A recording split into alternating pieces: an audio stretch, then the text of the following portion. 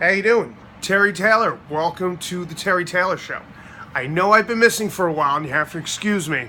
But as you'll hear, they've been doing construction on my building, and it's been loud as hell. So I haven't been able to shoot. I haven't been able to finish a new cooking episode. Anyway, that's all going to change. I got new stuff coming.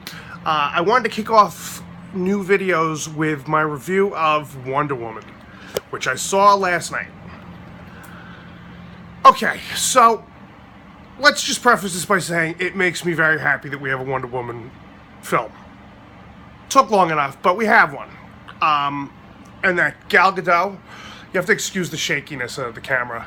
I'm not on a proper tripod. Anyway, Gal Gadot, she's a motherfucker as Wonder Woman. She is badass. I couldn't think of anybody else to be cast as Wonder Woman and going forward in these films. I'm going to get into some spoiler territory, so be warned. I'm not going to be spoiler heavy, like I'm not going to have to ruin anything for you, but you should probably watch the film before watching this review. Okay, let me tell you what I thought of the film. I thought it was okay. And it kind of pains me to say that, because I really wanted this film to be really fantastic, and I just thought it was okay. And I'll tell you why I thought that. I thought, first of all, it's extraordinarily long. It's a very long film. And I feel like the whole opening setup to getting to who Wonder Woman is, like her, like as a little kid and stuff, it was just kind of like, it was kind of like a time kill. Like they could have just kind of breezed past that, because they weren't really doing much as by way of character development. You're just seeing stuff. You're just seeing Themyscira, which is cool. It's beautiful. I'd love to live there. But they didn't use the time wisely to develop the characters as well as I thought that they should have. Robin Wright is a badass. She's fucking awesome. Which is kind of heartbreaking, because you get all this very long-winded setup before Chris Pine, Steve Trevor shows up on the island, and then like within a couple of beats, like, I mean, you get their introduction between Diana and him. There's a little like awkward she sees him naked. She's never seen a man before. I don't know. A lot of that stuff kind of seemed a little forced to me. Like this stuff kind of has to be there. Like, I don't know. It seemed like there was a panel of people making decisions on as to certain plot points that had to be in that opening of that film. I thought that Gal Gadot played it off great. I thought Chris Pine was a little flat, to be quite honest with you, and usually I like him very much. But then we get into our first action set piece, and it is a motherfucker. When you see the Amazons fighting, we've seen a lot of this, like the slow motion fight scenes, all that 300 style stuff, but this is done in such a way that it's like super exciting. And I could have watched that big opening set piece. I could have watched 2 hours of that. But then we lose Robin Wright, and then we don't kind of see them again for the rest of the film, and it's kind of heartbreaking, considering how awesome they actually are. It's in then the next thing you know, not the next thing, it takes about an hour or so, an hour plus to get to this point. We're in London, and Gal Gadot, Wonder Woman, has to have her Pretty Woman moment where she's learning about everything, and she's very innocent going in, and she's trying to constantly take her jacket off and reveal that she's scantily clad, and that's such a not a cool thing to do during this time period. And I felt like they kind of milked that a little bit, they kind of beat that joke to death. And all this is going on, and everything is very Chris Pine driven. Like the first half of this film, it's Chris Pine's film. So then we start getting into our bad guys. And I felt that they didn't spend enough time developing our villains. They spent a lot of time in Diana discovering, she's going to, she wants to defeat the God of War, thus ending the war, World War I, that we're involved in right now. And, it's very sweet how innocent she is going into this, and everybody around her knows she's badass. And you see her, I mean, Gal Gadot, hats off to you. I mean, really, you nailed it as Wonder Woman. You were fantastic. I just felt like some of the beats were dragged a little too long. Like this film could have done with maybe about 20 minutes shaved off of it. It took a little too much time milking some moments where it's like, all right, we get it. She's innocent. She's losing faith in man because, war, we do this to each other and all this, whatnot. And then, we get to meet, like, Chris Pine's little cronies, and they actually start going out into battle. And we get to see her kick some ass. And it's great. We get to see everybody's reaction to her kicking some ass. And that fight scene was fantastic. That set piece was awesome when she's just taking Nazis out left and right. She's just taking these motherfuckers down. And that was great. I mean, they're like charging the front line and all this. They're trying, and she's doing it. Her reasons for doing it are so pure, and it gives her. It's very endearing to her character. So that kind of makes it like bearable to sit through some of the little more long-winded strokes on this movie. It's super CG heavy. Like some of the CG is just but I forgive it because of the way that it's shot. It's shot in such a way where it has that DC grandeur that like, it almost looks like, you're watching the roof of the Sistine Chapel come to life. That being said, when Diana's learning about the history of the Amazons as a small girl, there's this great scene that they go into where her mother's showing her these paintings and reading from this book, and everything sort of comes to life. They did that beautifully. I thought that was very exciting as you're seeing all this happen, like all the mythology being told, and you're seeing it like happen.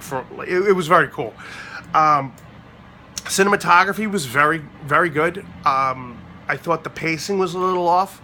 I thought they really sort of tried to cram some of the sappiness down your throat. Like, this movie has heart.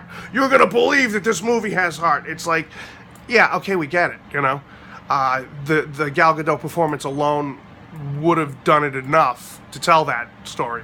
Because she knocked it out of the park. I cannot speak highly enough of her performance as Wonder Woman. She's fantastic. A couple of things, like, I had an issue with, like, the end, like, the villain is kind of, they really overcooked it, and by the time you get there, it's like, alright. I mean, the fight is alright, it's real CG heavy, there's a lot of, like, like, little CG men flying around everywhere, which is, we get it that she is now fighting. She's lost faith in humanity, and now she's going to come back and fight because Steve Trevor has given his life to humanity, and therefore she sees that love and goodness still exists, and that's what is worth fighting for. After she's been jaded that we are a horrible warlike people, us as human beings. Chris Pine's character, Steve Trevor, he makes a sacrifice of his life to save and teaches Wonder Woman that lesson and gives her that heart. And that's cool. I thought that was a cool story point. And that's the thing that really differs it from the rest of the DC films. Like, Patty Jenkins definitely gave this film some soul and some heart. I just feel like, again, it's a bit long-winded. I thought Chris Pine was a little flat. I felt like some of the character development was not there. It was good. I wouldn't say that it was fantastic. And I know that's a very unpopular thing, and you're all entitled. And if you love this film, then great. I'm glad you did. And maybe I'm just a little critical, and maybe I have something wrong that I have to go search out within myself. But yeah, I mean, I thought it was decent. I thought it was okay. It's definitely by far the best DC film we have in the DCEU. So, if they're going to keep getting better, and this is our watermark from now on, then I'll take it. And, you know, I'm excited to see what's going to happen next. I don't know. Let me know what you think in the comment section below. I'm trying to think if I forgot anything else. Maybe I'll add to this video later. You know, I did see it last night, and it's a lot to take in. I mean, it's a lengthy film. It is a very lengthy film. And I found that at certain parts of it, like, I got up and, like, had to, like, kind of stretch around a little bit. I was, you know, like, the lengthy parts, you feel them. You know what I mean? It's something with the pacing there. Like, the action set pieces are fantastic. Gal Gadot is just, she's a rock star. Robin Wright is a rock star. Like, go see it in the theater to see on the big screen, see Wonder Woman on the big screen. Go see these fantastic fight scenes, these great action pieces. Just be warned, it's a lengthy film that gets a little long in the tooth here and there, and they kind of really build up this ending, and then you get to the ending and it's like this big reveal, and it's like, oh, it's not really much of a reveal. You know, instead of being molded from clay, she actually is the daughter of Zeus. I don't know. Didn't seem like much of a reveal to me. They did a little bait and switch, but I didn't think they spent too much time setting that up. I don't know, you know, Dr. Poison, you'll see how I mean. She's this character within the film. I thought she was real cool. She's like this partial face, you know. It was a little Hellboy. Like, the tone of this film is kind of all over the place. Like, the beginning of it is very bright and beautiful and optimistic. Then once we get to London, it becomes like a darker film. And then, like, we get sort of into the Nazi stuff. I mean, the German stuff, and like all the chemical warfare testing and whatnot. And as she learns that war is this horrible thing, it's, you know, it's not the stuff she wanted to train to, you know, be part of these epic wars as a child. Now she sees, like, the brutality of war. So in that respect, it's got a great commentary. It definitely does showcase the brutality of war and the brutality of what human beings can do to each other, and to kind of see that through her eyes, innocent, you know, her innocent vision, and for her to kind of have to figure that out for herself, you know, that was cool. I give it up to Patty Jenkins for really bringing that element of this film. Like I said, I just think there's some pacing issues. I think some of the CG it's a little bit too much. I would say out of a 10, I'd give it like a 7.5. But I'm excited to see more. You know, if they're going to keep stepping it up and making it better and better, you know, I'm here to see it. I can't wait to see her return in Justice League.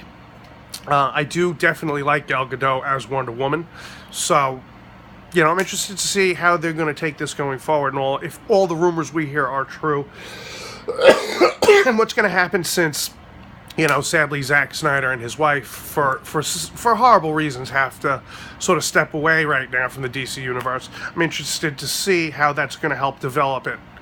Anyway, like I said, let me know what you think. Leave me a message below. Leave me a comment. Click like. You know, the thumbs up. You can find me on social media at Terry the Loon. You know, I'm on Instagram. I'm on Twitter. Anyway, let me know what you thought.